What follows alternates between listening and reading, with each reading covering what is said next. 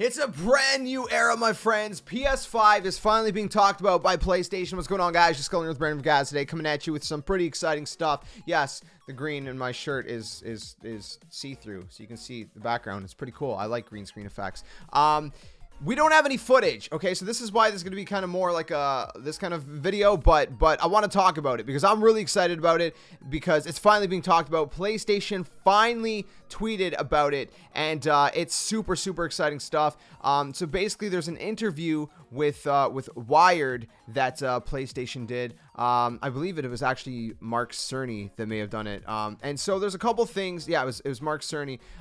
If you guys don't know who Mark Cerny is, he basically created the architecture for PS4, and he's also creating the architecture for PS5. He's also the mind behind Knack, the game Knack. So if you guys didn't know, now you guys know who he is. So PlayStation tweeted out, get a sneak peek of PlayStation's next generation plan. So they're not calling it PS5 yet, technically, but there's some really interesting stuff that you know, I want to kind of talk about. They talked about some of the specs and things like that, which is super exciting. I'm not super familiar with like AMD kind of hardware, if you will. I'm more familiar with things like Intel and Nvidia and things like that. But basically, the CPU is based on the third generation of AMD's Ryzen line. It contains 8 cores of the company's new 7nm Zen 2 micro architecture. The GPU is a custom variant of Radeon's Navi family. It will support ray tracing. Now, I'm not super familiar with ray tracing, but basically ray tracing is a technique that models the travel of light to simulate complex interactions in 3D environments. And they're saying that ray tracing is a staple of Hollywood visual effects, and it's beginning to worm its way into $10,000 high-end processors, but no game console has been able to manage it yet. But now all of that changes with PS5 because PS5 is going to have you know, gear and hardware that can support that kind of technique of ray tracing. So that's really exciting, even if I don't know completely what that means. Like I said, it's kind of basically a technique that models the travel of light to simulate complex interactions in 3D environments. So it's gonna make 3D environments look a lot better, is basically what I'm understanding from this. If you guys know more about it, let me know in the comments below. Yeah, it sounds very exciting. Now, there's this article is very long, so I'm not gonna read it all to you guys, obviously. But the AMD chip apparently also includes a custom unit for 3D audio that CERNY thinks will redefine what sound can do in a video game. He also says, as a gamer, it's been a little bit of a frustration that audio did not change too much between PlayStation 3 and PlayStation 4. So one of the biggest things that I think is going to be vastly improved is not just the graphic fidelity of the next generation of PlayStation 5, but of course the audio as well, which is a huge thing. Audio is just as big as graphic fidelity, in my opinion. You know, graphics and audio go hand in hand. They complement each other. You need great audio to go with great graphics and vice versa. And so that's obviously really exciting to hear as well. It says, with the next console, the dream is to show how dramatically different the audio experience can be when we apply significant amounts of hardware horsepower to it. The results, Cerny says, will make you feel more immersed in the game as sounds come at you from above, from behind, and from the side. While the effect will require no external hardware, it will work through TV speakers and visual surround sound. He allows that the gold standard will be headphone audio. So really exciting stuff as far as audio goes. They talk about VR and things like that. It's going to support VR and physical media. It's not going to be releasing this year. Obviously, they're not quite yet ready, obviously, to reveal it or release it. We don't know when they're going to reveal it. My guess is probably early 2020 or late 2019. But I'm pretty sure PS5 won't launch until like maybe October, November 2020.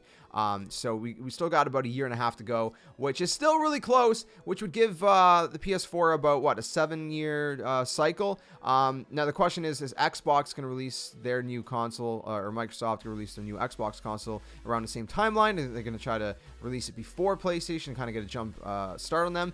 We don't know that yet, obviously, as well. So time will tell for that. But it's pretty exciting stuff. They want to make it backwards compatible with PS4 games as well. And again, this article is very long. I have like notes that I wrote, but I've lost the specific portions for certain things. But one of the things they also talk about is that they want to support SSD instead of a hard disk drive. They want solid state drives in the console instead. Now, if you guys are not familiar with the difference between hard disk drives and solid state drives, SSDs are much faster, because basically an SSD is like a digital hard drive, basically, right? So a hard disk drive has physical components, right? A spinning wheel and stuff. It's all physical components that makes the hard drive work. But solid state is basically digital. It's all like, you know, microchips and boards or whatever. And that's the best way I can explain it. It might not be the most crazy or accurate way to explain it, but that's basically how I would explain it. And so because an SSD is more digitally based, a more digital based way of processing the information on a hard drive, you usually get much faster speeds on a solid state drive. But the thing is that solid state drives are usually more expensive. Typically, now you could get them more. There's more budget-friendly kind of laptops you can get with solid-state drives nowadays, but they're still usually more expensive. For example, I can get a 1 terabyte hard disk drive for maybe like $80 Canadian. If I was to get a 1 terabyte solid-state drive, it'd probably cost me closer to like maybe 150. No, not 150. Maybe like closer to $200. I think maybe. I'm not 100% sure. That's just kind of a rough estimate. But the point is, you know, it's at least 50% more expensive usually. So the question is, how is that going to play into the pricing? Now, there's a rumor. This part is just a rumor that I'm just going to mention real quick. There's a rumor that they want to price the PS5 at $500 USD because they've seen how successful the Xbox One X was at its price point, and with the new hardware that the PS5 is going to support, apparently. Again, that's just a rumor. This part is not official. The rumor is that it's going to be priced $500.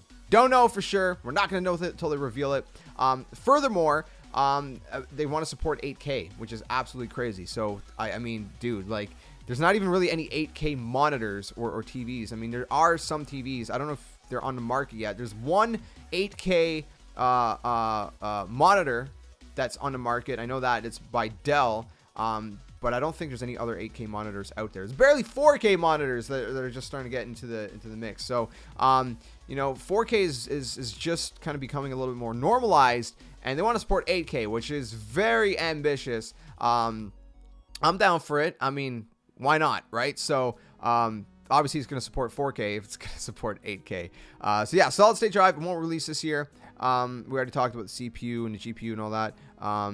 And that's kind of the main point. So again, backwards compatibility with PS4 games, which is huge. Something that everyone was really pissed off about with PS4 that didn't support PS3 games. So, I mean, I'm really glad that they're working towards that. Supporting 8K. Again, CPU based on the AMD Ryzen. Custom GPU based on the AMD Radeon Navi with ray tracing support. So again, I mean, these are techniques that are huge that they can implement in games. And again, each developer has to implement these games. So you can't just, or these techniques and this hardware, they got to make use of it in their games. So you can't expect that every game is going to look amazing just because it's on a PS5, right? I mean, if for example, if with Call of Duty, if they don't redo their engine, then it's not going to look much better than it does on PS4, unfortunately. Like, you have to have a correct engine and the correct support, for this hardware in order to utilize it to the best of your ability, right? So anyways, yeah, so again, supports PSVR and physical media, meaning, optical drive, that they're not ditching optical drive. It's they're still going to have discs, right? Or physical media, who knows? You never know. Maybe it's going to be cartridges. Maybe they're going to follow suit with Nintendo and go to cartridges for, like, not the first time ever, because they did that with what? PS Vita? Yeah, PS Vita, they did cartridges. But maybe, you never know. Maybe they'll go to cartridges, because cartridges are technically better than discs in many ways. But yeah, they won't release this year. Again, my guess is probably 2020. The fact that it's going to have an SSD is very exciting. The rumor is that they're aiming for a 2 terabyte hard drive. That part's just a rumor. That's not part of this article. But again, there's a lot of information in this article. If you want to read the whole thing, I'll link it down in the description below. But that's kind of just what I wanted to talk about really quick. Let me know what you guys think in the comments below. You know, again, if I had some PS5 gameplay to throw on screen, I would have. But I just wanted to talk about it. You know, you guys know me. I nerd out super hard about these things. I get super excited. I get really giddy when new consoles get announced and they come out. And to hear that they're finally talking about PS5 gets me really excited. And I just can't wait for the reveal. So, again, I wouldn't expect a reveal till early 2020. So maybe like March 2020 or February 2020 is my guess when we'll get a reveal, and then probably release by October, November 2020. So give me your thoughts in the comments below. You guys excited? What do you guys think about this information? Again, we got a lot of information already, and that's pretty damn exciting. So I cannot wait to see exactly what this new hardware will look like, and you know, just kind of get way more information and an actual first look at it. So hopefully that comes sooner than later.